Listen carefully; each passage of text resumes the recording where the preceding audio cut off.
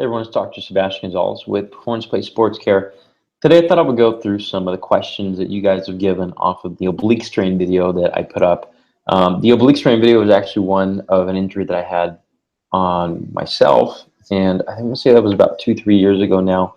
But it was interesting to see that your guys' response was so, it was interesting that you guys were interested in such an odd injury, at least that I thought. I never thought I would have it.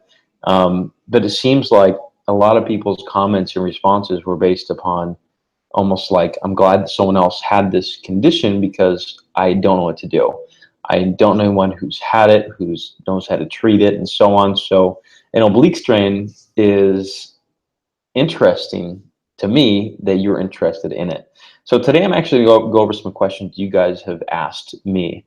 So I'm just going to go straight in. I'll bring some pictures as well that I found on Google and kind of give you an example of what we're looking at. So one person said, I got x-rays done and everything looked good. So let me pull up a screenshot here. Just take 1 second. Okay, here we go. So now we're looking at gallstone referred pain, okay?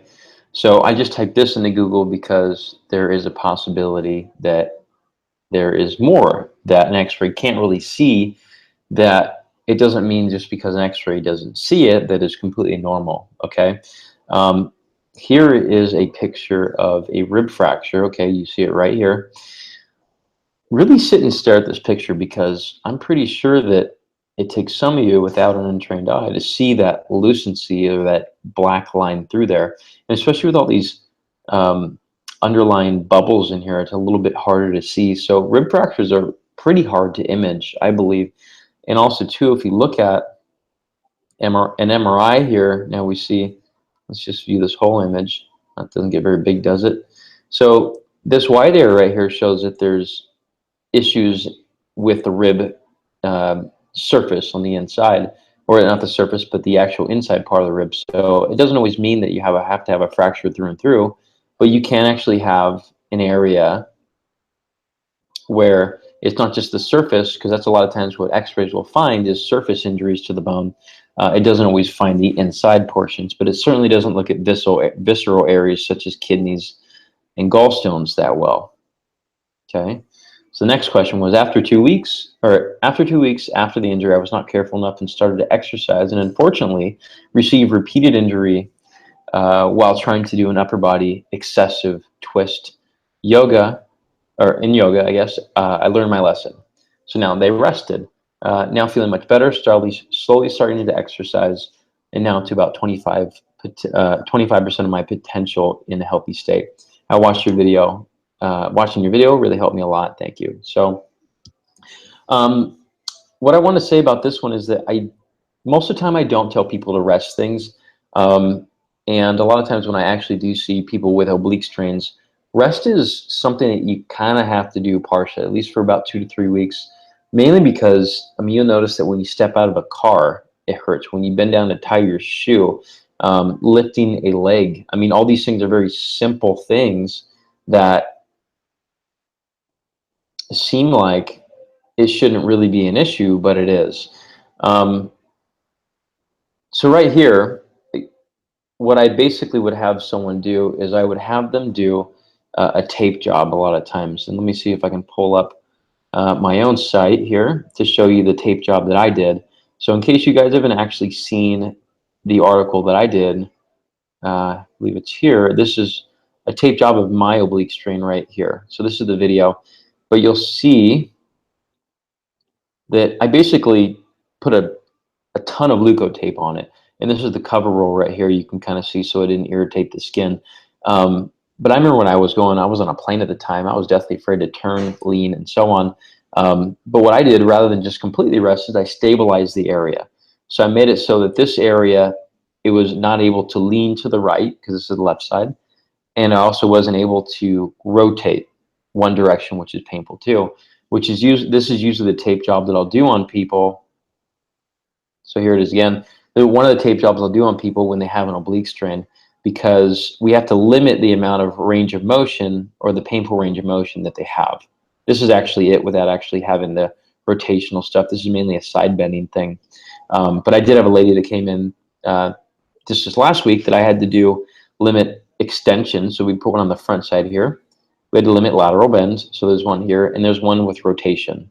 Okay, and she was able to successfully do her performance. She was a dancer. Because a lot of times you can't stop when you actually need to. So tape jobs can help out with that resting period. The next question is I don't know if this is visceral or a muscular issue. What do you think, Doc? And I'm just going to go back to this again. So gallstones, I want everyone to take a look at this. All this red over here is a referred pain pattern for gallstones. And let's just say there was no trauma involved. It was because I know when I had my oblique strain, it was pretty much that I was not able to, or it hurt when I turned, but it was from a specific injury that I had. I was playing baseball and I know exactly the movement that caused it. But if this type of presentation happens where I actually didn't do anything with it, I consider there is a possibility this is visceral or organ based.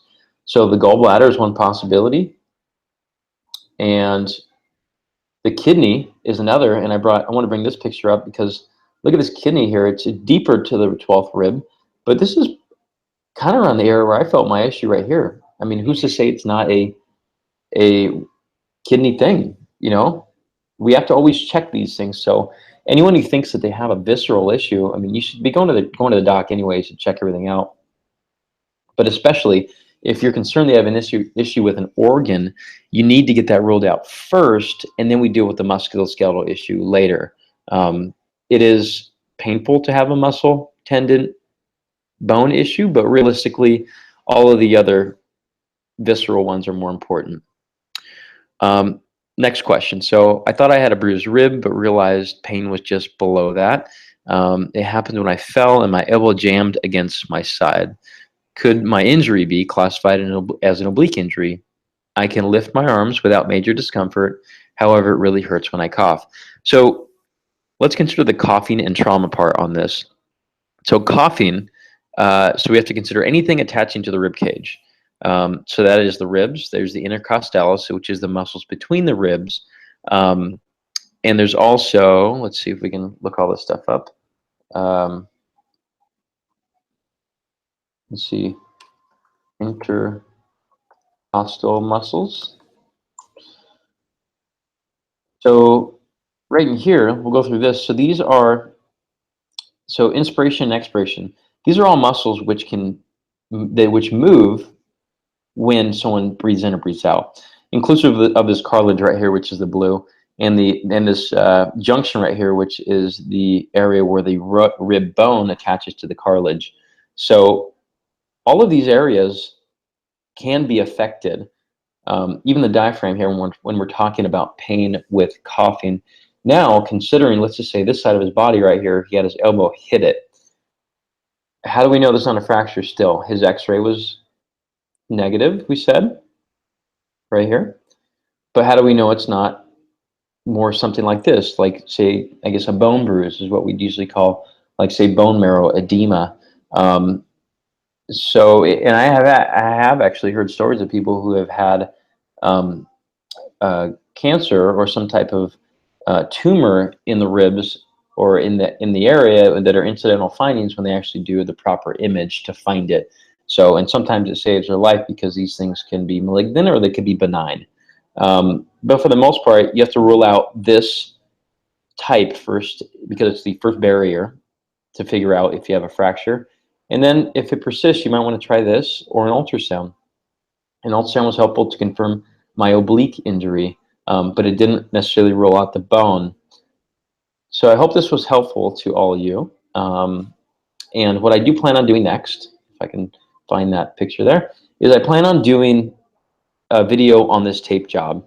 I'm just going to have a demo to do it since we might not have an oblique person, but I will simulate it so you can kind of see the way we do it. It does take a little bit of time, so it will be a long video, but it's something that I think that if you're interested in it, you'll really have to see me do it. Let's see if I can get us back to a full screen here. Okay, so if you guys have any questions, feel free to put them below. If you have any Really basic questions. I mean, I think you should really go to the video first on oblique sprains. If you haven't, I'll put a link in the description below. Or you should go to the article that I wrote. Honestly, I mean, I'm not gonna lie, I don't remember everything about my own personal oblique strain because it was years ago. And part of my website is when I have an injury, I write about it. It's almost like a diary in that sense because I remember what it's like to have it. I go through the analytical process of being able to I'm mitigating risk. I'm assuming and testing things that will possibly work based upon the injury that I have. So hope this was helpful. Go to p2sportscare.com. All the links will be below, and tell me what you want to hear about next. Talk to you guys soon.